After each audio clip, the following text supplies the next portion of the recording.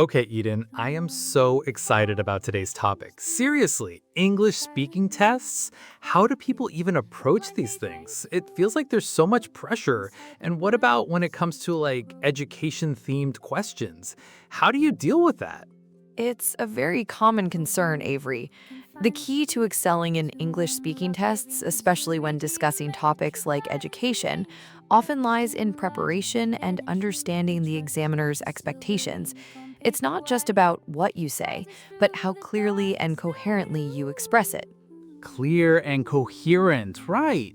But what if you're asked about, say, the future of online learning and your mind just blanks? Or you have an opinion but no fancy words for it? What's the secret to not just rambling or worse, just giving one word answers? A crucial tip for any topic, including education, is to use a simple structure for your answers. Start with a direct response, then elaborate with an example, and finally offer a brief explanation of why your example is relevant. This gives your answer depth and prevents rambling. Wow, a structure. That's brilliant. So, direct response, example, explanation. I love that.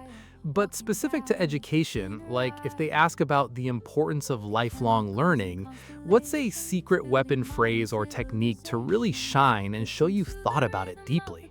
When discussing education-specific topics, try to incorporate more academic vocabulary relevant to the field. Instead of "it's good to keep learning," you could say, "embracing lifelong learning is paramount for adaptability in an evolving global economy."